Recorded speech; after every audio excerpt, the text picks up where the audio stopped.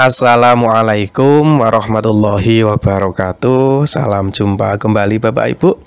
Video ini adalah kelanjutan dari video kemarin, masih membahas tentang modul ajar. Di video terakhir kemarin, di akhir video, kami sudah mengajak Bapak Ibu untuk merefleksi sebentar bahwasanya dulu pemerintah kan sudah pernah membuat program penyederhanaan perangkat ajar yang biasa kita sebut sebagai RPP 1 lembar. Pertanyaannya, apakah program tersebut masih ataukah sudah terhapuskan oleh kurikulum baru ini? Tentu jawabannya adalah tidak, karena kurikulum baru ini konon katanya itu sifatnya adalah pengen menyederhanakan, pengen memerdekakan, dan pengen lebih fleksibel.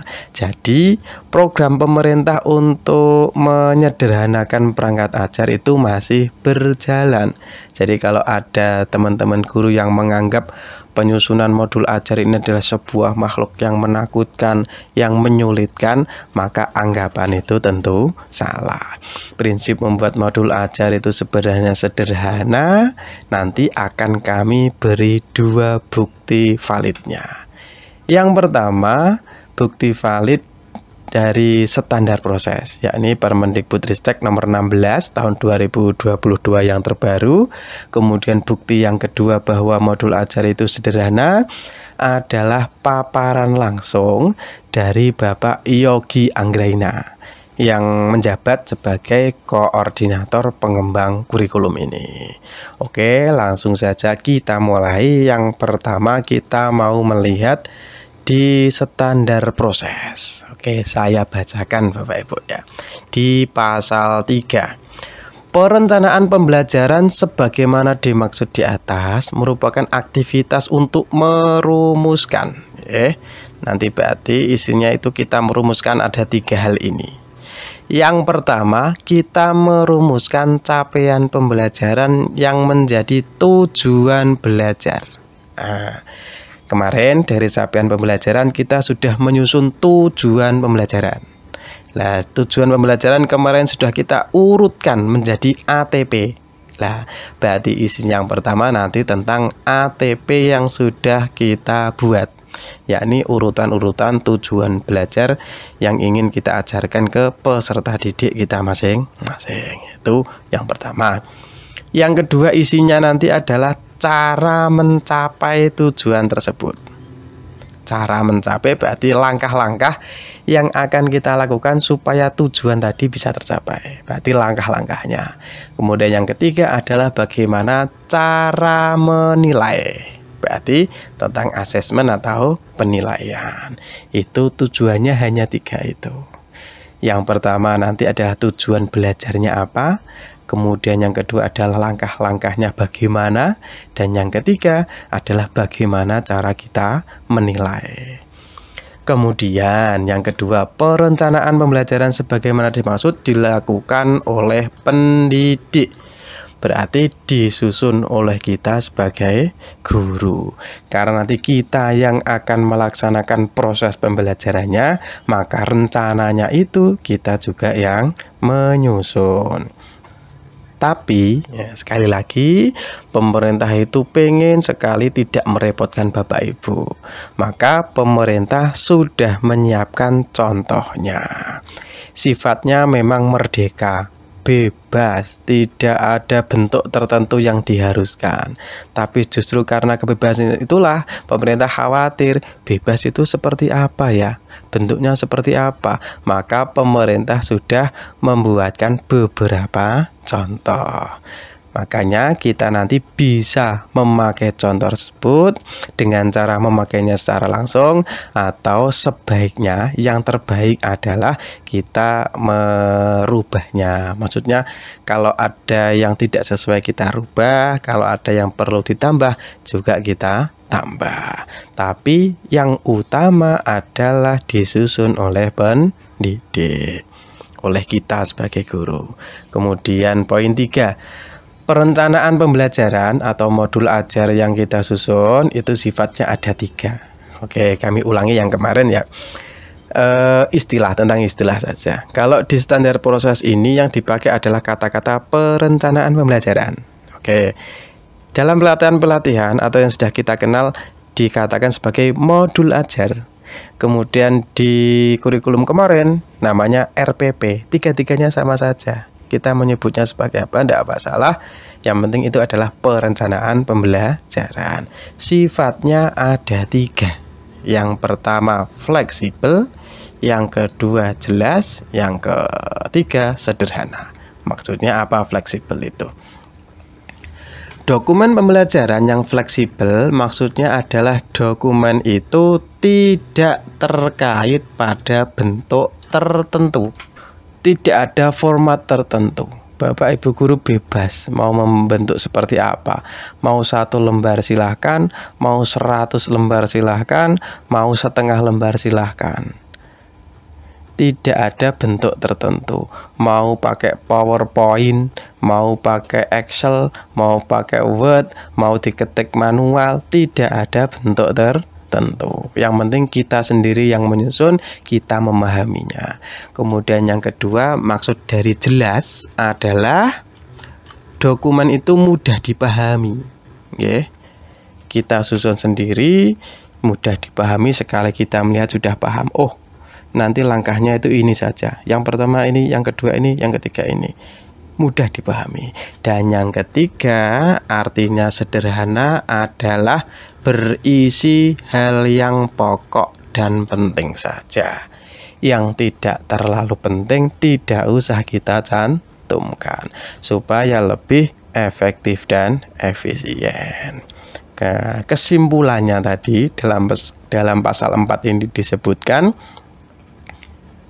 perencanaan pembelajaran itu memuat paling sedikit yang wajib itu memuat 3 saja. Yang pertama tujuan pembelajaran, yang kedua langkah-langkahnya, kemudian yang ketiga bagaimana penilaiannya. Kalau kita membuat modul ajar sudah ada 3 ini sudah betul. Karena di dalam standar proses ini disebutkan paling sedikit memuat 3 hal ini. Kalau ditambah bagaimana? Ya monggo, karena tidak ada bentuk tertentu, tidak terikat dengan bentuk tertentu. Oke, kita lanjutkan. Kami akan putarkan sedikit paparan dari Bapak Yogi Anggraina. Mohon maaf nanti juga akan kami komentari supaya dari pihak YouTube juga tidak menganggap ini sebagai reupload ya, karena ini kami ambil ketika kami mengikuti webinar yang dinarasumber oleh Bapak Yogi Anggraina. Oke, monggo kita simak bersama-sama. Perencanaan pembelajaran FPP lah ya. Kalau di K13 sama dengan FPP atau kita sebut dengan modul ajar, ini sama saja. Istilahnya modul ajar, perencanaan pembelajaran atau RPP sama saja. Nah, Ibu Bapak, tujuan mengembangkan modul ajar tentunya Ibu Bapak kan perlu menyusun perencanaan pembelajaran kan.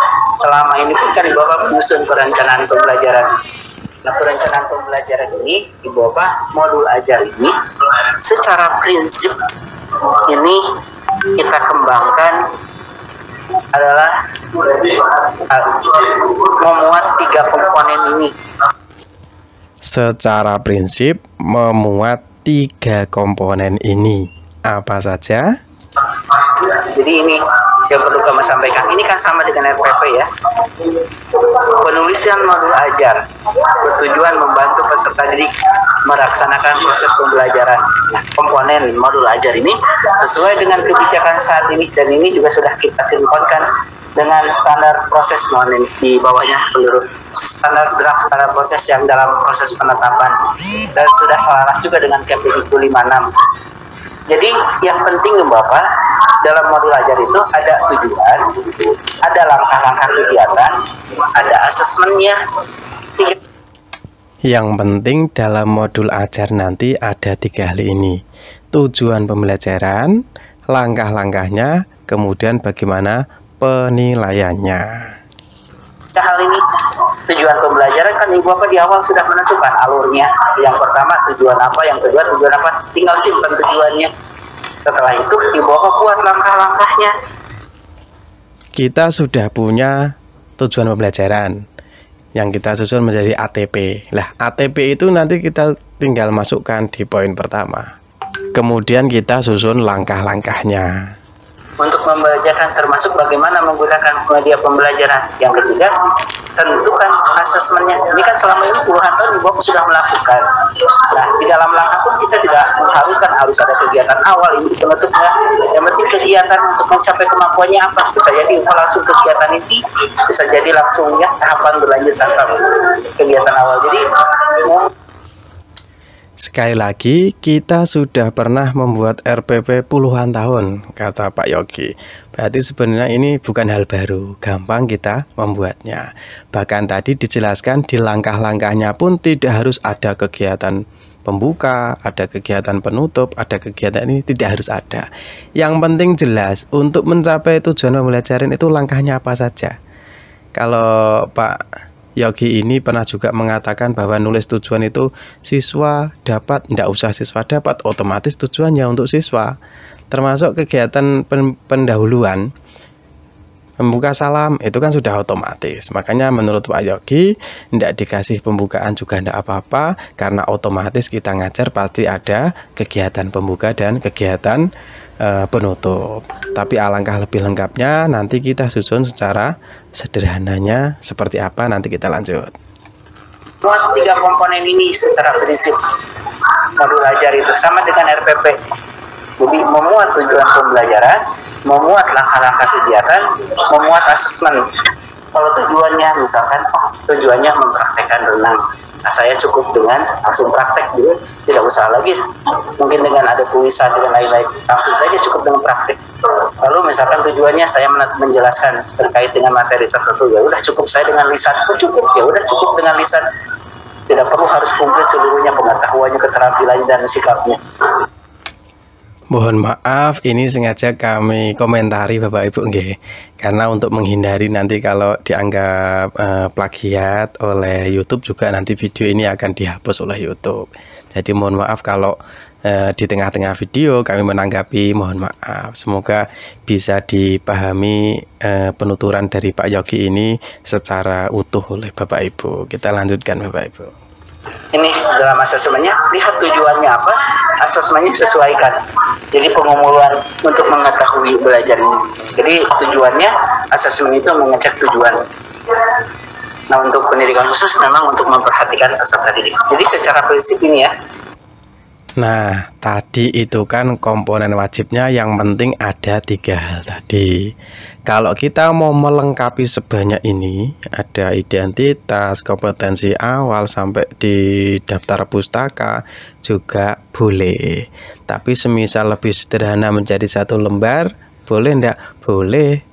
Sekali lagi, dari pemerintah itu niatnya sebenarnya pengen kita sebagai guru ini lebih terfokus kepada proses pembelajaran nanti, daripada kita ngajarnya tidak fokus gara-gara mikir belum selesai modul ajarnya. Makanya untuk mempermudah itu kita boleh membuat modul ajar yang sederhana. Bahkan saking pengennya pemerintah itu mempermudah, kita juga sudah menyediakan contoh-contohnya. Juga silahkan Ibu Bapak modifikasi, silahkan. Tahun lalu memang kita menyiapkan contoh, tapi secara prinsip modul ajar itu hanya memuat hal ini. Nah, Ibu Bapak dapat mengembangkan. Kalau merasa Ibu Bapak contohnya mungkin nggak cukup 3 contoh tadi, saya ingin informasi umum juga lengkap, komponennya lengkap, lampiran lengkap, itu silahkan dikembangkan masing-masing, disesuaikan.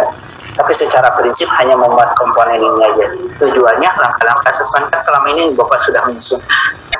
Oke, tadi sudah kami tampilkan pemaparan dari Pak Yogi. Lah, untuk di channel ini nanti kami mengambil sikap yang akan kami beri contohnya itu nanti jalan tengah. Ya, ada 3 tadi, juga ada tambahan beberapa ini nanti. Contohnya seperti apa? Nanti mungkin berbedanya adalah di langkah-langkah pembelajaran. Kalau kita menyusun hanya satu bentuk saja kan tidak mungkin, karena setiap materi itu kan butuh pendekatan tertentu. Kalau di kurikulum 2013 kemarin kita kan ada pendekatan saintifik dengan 3 model pembelajaran. Karena kurikulum baru ini masih melanjutkan kurikulum sebelumnya, Bapak Ibu juga nanti ketika mengajar boleh memilih 3 model ini atau model yang lainnya. Nah, nanti setelah video ini kami akan mencoba membuatkan template. Template berarti nanti tinggal Bapak Ibu edit ya. Kami akan mencoba membuatkan template modul ajar sesuai dengan pendekatan atau model yang akan kita pilih.